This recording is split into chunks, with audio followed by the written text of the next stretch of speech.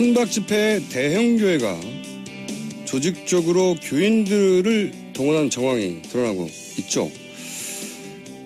일부이긴 합니다만 개신교 단체들이 왜 이 친박 집회에 나가는 걸까요?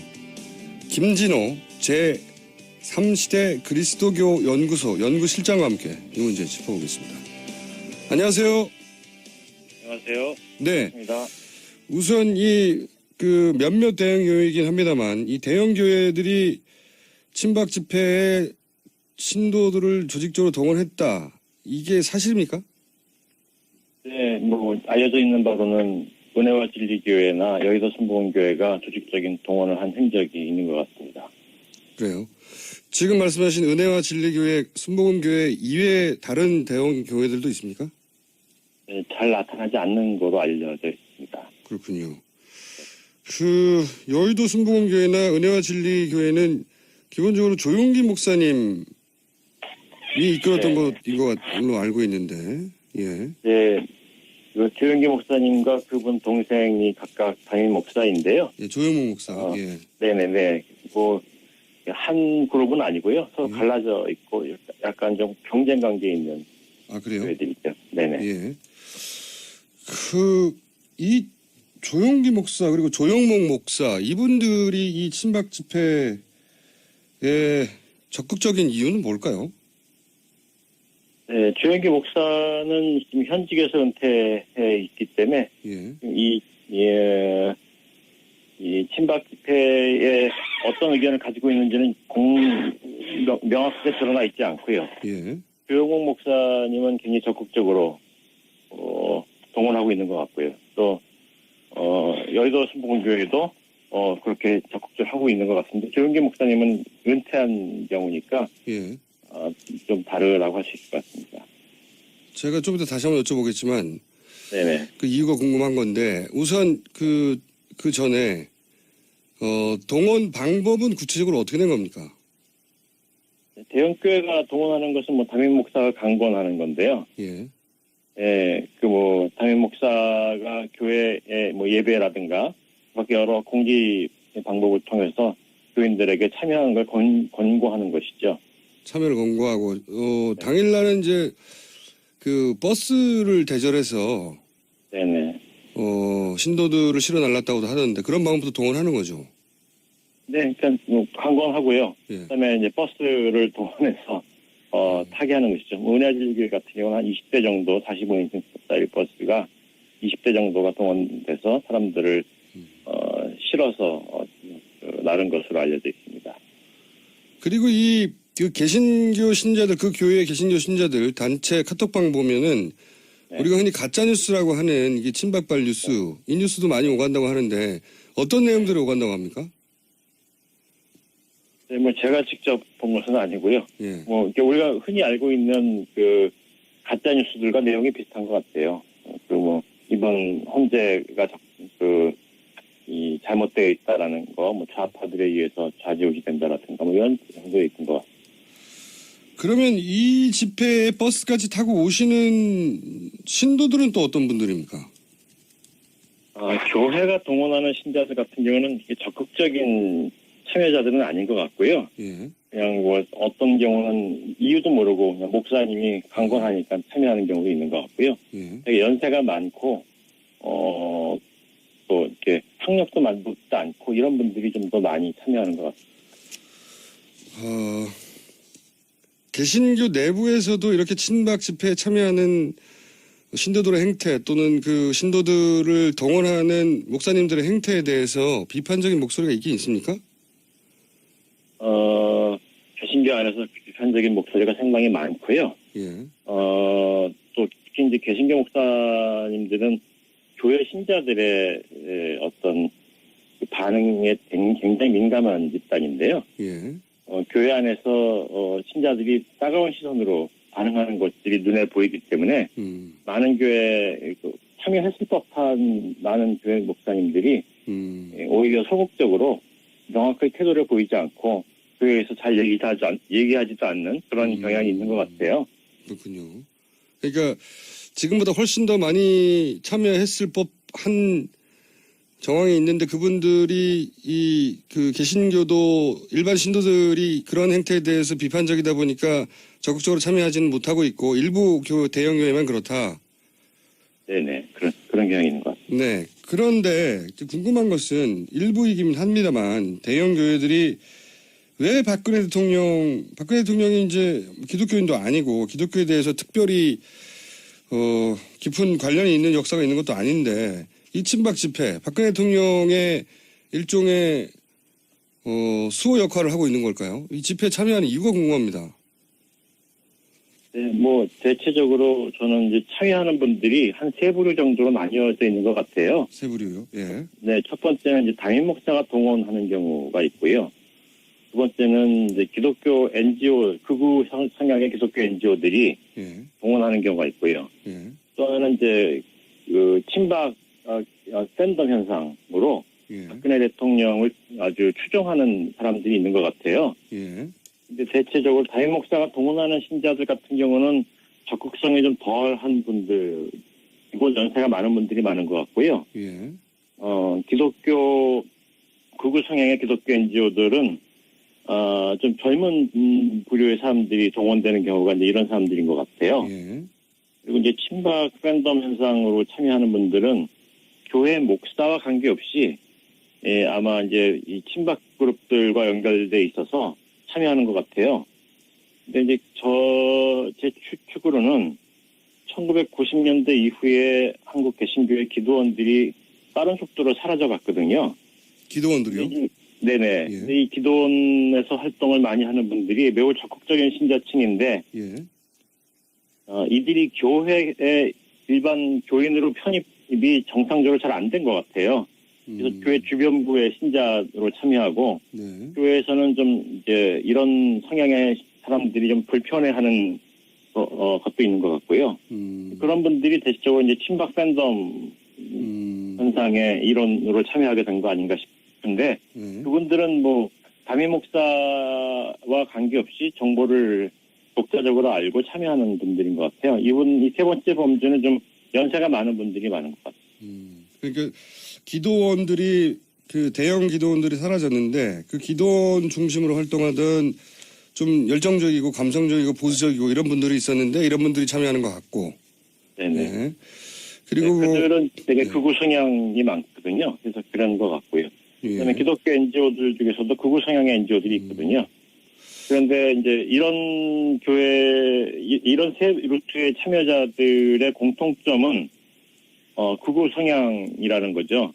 근데 이제 첫 번째 교회가 담임 목사가 동원하는 경우는 성향은 보수적이고 극우적이지만 적극적으로 자기 의사를 표현하는 분들이 아닌데 예. 담임 목사가 가라니까 참여하는 것 같고요.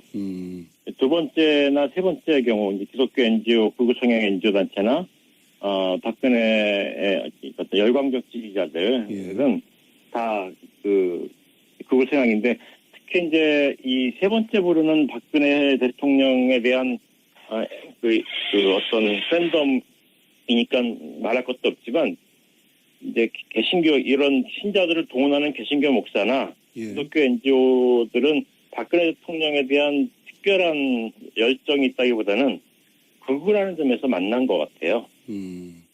근데 이런 활동에는 사실 비용도 들고 네네.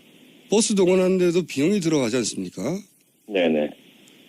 그 비용적인 관점에서 어떤 커넥션을 찾을 수 있을까요? 네. 이제 재정적인 문제는 전적으로 담임 목사와 관련돼 있을 것 같은데요. 예. 예, 특히 대형 교회를 갈수록 한국 교회는 담임 목사의 제왕적 권력이 잘 관철되고 있거든요. 그렇겠죠. 예. 네, 그런데 되게 대형 교회가 두 부류로 나뉘는데요. 예. 첫 번째 한 부류는 되게 90년대 이전에 예. 대형 교회로 부상한 교회들이고요. 예. 또 다른 부류는 90년대 이후에 대형 교회가 된 교회들인데 예. 90년대 이전에 대형 교회가 된 교회들은 개신교가 막 급성장하던 시절에 대형화된 교회예요. 네네. 그런 교회는 새신자들이 많이 유입돼 들어오고요. 예.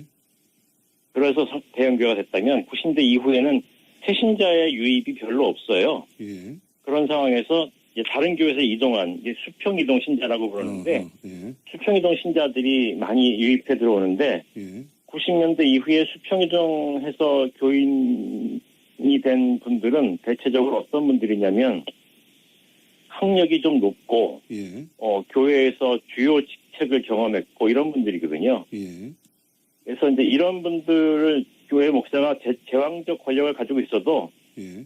이 90년대 이후에 성장한 교회들은 교인들의 눈치를 목사들이 보지 않을 수 없거든요. 예. 그래서 이제 교회 목회가 제왕적으로 잘 진행되기는 어려운데 네네. 그래도 두 유형의 교회들이 공통되는 것은 교회 목사가 재정을 독점적으로 운영하는 거에 대해서 교인들이 특별히 반대하지는 않아요. 예. 그래서 목사는 자기가 운영할 수 있는 교회의 재정들 중에 이런 집회에 지지하는 분들은 재정 지원을 할 수 있을 것으로 보이거든요. 그리고 이것은 사회적으로 감시되지도 않기 때문에 어떤 방식으로든 뭐 충분히 가능한 방법이에요. 근데 이제 그런 목사들의 돈들이 집회에 직접적으로 지원되는 형태도 있고요. 예. 또 기독교 NGO들, 극우 성향의 NGO들에게 돈을 평소에 지원해주는 방식으로 되는 경우도 있는 것 같아요. 그러면 제가 궁금한 것은 이 교회 재정을 정권이 지원해 줄 수도 있습니까? 정권으로부터 어떤 재정적인 후원이나 간접적인 지원이 있었기 때문에 그런 거에 대한 보답이기도 합니까? 혹시? 정부가 교회 재정 지원한다고요? 직접은 아니어도 네. 교회의 재정적인 면에서 정부나 정권의 도움을 받는 그런 경우도 있습니까? 한국 개신교는 한국 종교 가운데서 정부로부터 가장 많은 특혜를 받은 종교인 건 분명하지요. 근데 이제 교회는, 지금 이제 그런 특혜의 결과 재정이 완벽하게 투명하지 않아요. 그러니까 대형 교회 가운데서 재정을 투명하게 운영하는 교회는 아주 몇 곳밖에 없고 대부분의 교회는 재정이 어떻게 운영되는지도 모르거든요. 그래서 지금 몇몇 건 같은 경우는 신자들 중에 어떤 기업 하시는 분들이라든가 이런 분들이 교회를 통해서 돈 세탁을 하기도 한다라고 하고요. 또 정치인들의 돈들이 돈 세탁되는 장소가 교회라는 얘기도 있거든요. 그러니까 이제 그런 형태로 네트워크돼 있을 수 있는 것이죠. 뭐 감사를 받는 것도 아니기 때문에 추정만 할 뿐이거든요. 그런 거는. 네네. 네. 또 한 가지 제가 짧은 시간이지만 꼭 여쭤보고 싶은 게 이런 친박 집회와 이 사정기관 국정원과도 관련이 있는 거 아니냐 이런 추정들을 많이들 하는데 일부 밝혀진 바도 있고 혹시 이런 보수 일부 개신교 교회들이랑 그런 정보기관들과의 연관성 뭐 이런 거를 감지하신 적도 있습니까? 네, 정보부의 뿌리가 한국의 정보부의 뿌리가 기독교 극우 세력과 연관성이 굉장히 밀접히 있거든요. 한국 개신교 극우주의가 형성된 시기가 되게 45년도 서북 지역에서 월남한 분들이 그들 중에 영어를 할 줄 아는 분들이 극우 성향을 가지고 있고 기독교인들이고 이런 분들이 미국 정보기관들, 미 군정의 정보기관들과 연계돼서 정보 요원으로 훈련도 받고 그런 경험이 있는데요. 출발이 그렇군요. 그분들이 한국의 정보부가 탄생할 때 뿌리가 돼요. 아하. 네, 그리고 이제 그런 서북 지역의 군부 엘리트 또 정보부 엘리트들이나 이게 서북 지역 엘리트들이 이승만 정권 후기에 약간 관계가 소원해지면서 사이가 안 좋아지는데 박정희 정권이 들어섰을 때 중심 세력이 돼요. 그런데 648기들이 서북 지역 출신들이 많거든요. 네네. 네, 그분들에서 박정희 정부의 중앙정보부가 탄생하고요. 그렇군요. 또 노태우 정권 때 다시 서북 출신자들이 또 굉장히 강하게 활동하는데 그때 국정원이 탄생하잖아요. 그래서 이제 이런 일련의 좀 정황들이 한국 정보부와 한국 개신교 극우 세력들 간의 어떤 네트워킹이 되어 있을 것이라는 추정을 하게 한다는 것이죠. 이게 하루 이틀의 일이 아니군요. 네, 한국 국가 형성 과정부터 한국 개신교 극우 세력들은 한국 정부, 특히 정보부 형성 과정에서 깊이 관여되어 있는 것으로 추정이 됩니다. 알겠습니다. 오늘은 여기까지 하겠고요. 저희가 이 문제에 관심이 많아서 다시 한번 모시겠습니다. 네, 오늘 말씀 감사합니다. 네, 감사합니다. 네, 지금까지 김진호 제3시대 그리스도 연구소 연구실장이었습니다. 이 이끌었던 것인 걸로 알고 있는데, 예. 네, 조영기 목사님과 그분 동생이 각각 담임 목사인데요. 예, 조영목 목사. 예. 네네네. 뭐, 한 그룹은 아니고요. 서로 예. 갈라져 있고 약간 좀 경쟁 관계에 있는 아, 그래요? 교회들이죠. 네네. 예. 이 조용기 목사 그리고 조영목 목사 이분들이 이 친박 집회에 적극적인 이유는 뭘까요? 네, 조영기 목사는 지금 현직에서 은퇴해 있기 때문에 예.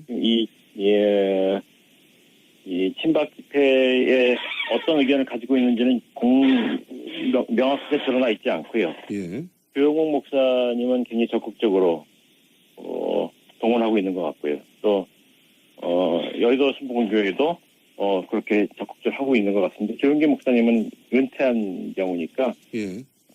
좀 다르라고 할 수 있을 것 같습니다. 제가 좀 이따 다시 한번 여쭤보겠지만 네네. 그 이유가 궁금한 건 제가 직접 본 것은 아니고요. 예. 뭐 이렇게 우리가 흔히 알고 있는 그 가짜 뉴스들과 내용이 비슷한 것 같아요. 그 뭐 이번 헌재가 이 잘못되어 있다라는 거, 뭐 좌파들에 의해서 좌지우지 된다라든가 뭐 이런 정도에 있는 것 같습니다. 그러면 이 집회에 버스까지 타고 오시는 신도들은 또 어떤 분들입니까? 교회가 동원하는 신자들 같은 경우는 적극적인 참여자들은 아닌 것 같고요. 예. 그냥 뭐 어떤 경우는 이유도 모르고 그냥 목사님이 강권하니까 참여하는 경우도 있는 것 같고요. 예. 되게 연세가 많고 또 이렇게 학력도 많지도 않고 이런 분들이 좀 더 많이 참여하는 것 같습니다. 개신교 내부에서도 이렇게 친박 집회에 참여하는 신도들의 행태 또는 그 신도들을 동원하는 목사님들의 행태에 대해서 비판적인 목소리가 있긴 있습니까? 개신교 안에서 비판적인 목소리가 상당히 많고요. 예. 또 특히 이제 개신교 목사님들은 교회 신자들의 어떤 반응에 굉장히 민감한 집단인데요. 예. 교회 안에서 신자들이 따가운 시선으로 반응하는 것들이 눈에 보이기 때문에 많은 교회에 참여했을 법한 많은 교회 목사님들이 오히려 소극적으로 명확하게 태도를 보이지 않고 교회에서 잘 얘기하지도 않는 그런 경향이 있는 것 같아요. 그렇군요. 그러니까 지금보다 훨씬 더 많이 참여했을 법한 정황이 있는데 그분들이 그 개신교도 일반 신도들이 그런 행태에 대해서 비판적이다 보니까 적극적으로 참여하지는 못하고 있고 일부 대형 교회만 그렇다. 네네. 그런 경향이 있는 것 같습니다. 네. 그런데 궁금한 것은 일부이긴 합니다만 대형 교회들이 왜 박근혜 대통령이 이제 기독교인도 아니고 기독교에 대해서 특별히 깊은 관련이 있는 역사가 있는 것도 아닌데 이 친박 집회, 박근혜 대통령의 일종 친박 집회 대형 교회가 조직적으로 교인들을 동원한 정황이 드러나고 있죠. 일부이긴 합니다만 개신교 단체들이 왜 이 친박 집회에 나가는 걸까요? 김진호 제3시대 그리스도교 연구소 연구실장과 함께 이 문제 짚어보겠습니다. 안녕하세요. 안녕하세요. 네. 반갑습니다. 우선 몇몇 대형 교회이긴 합니다만 이 대형 교회들이 친박 집회에 신도들을 조직적으로 동원했다. 이게 사실입니까? 네, 뭐 알려져 있는 바로는 은혜와 진리교회나 여의도 순복음교회가 조직적인 동원을 한 흔적이 있는 것 같습니다. 그래요. 지금 말씀하신 은혜와 진리교회, 순복음교회 이외에 다른 대형 교회들도 있습니까? 네, 잘 나타나지 않는 거로 알려져 있습니다. 그렇군요. 여의도 순복음교회나 은혜와 진리교회는 기본적으로 조용기 목사님인데 우선 그 전에 동원 방법은 구체적으로 어떻게 된 겁니까? 대형교회가 동원하는 것은 뭐 담임 목사가 강권하는 건데요. 예. 예, 담임 목사가 교회에 뭐 예배라든가 그렇게 여러 공지 방법을 통해서 교인들에게 참여하는 걸 권고하는 것이죠. 참여를 권고하고, 당일날은 이제 그 버스를 대절해서, 네네. 신도들을 실어 날랐다고도 하던데 그런 방법도 동원하는 거죠.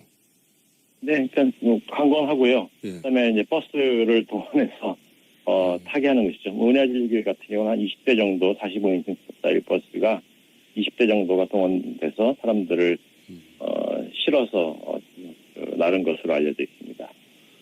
그리고 그 개신교 신자들, 그 교회의 개신교 신자들 단체 카톡방 보면은 네. 우리가 흔히 가짜뉴스라고 하는 이게 친박발 뉴스, 이 뉴스도 많이 오간다고 하는데 어떤 내용들이 오간다고 합니까?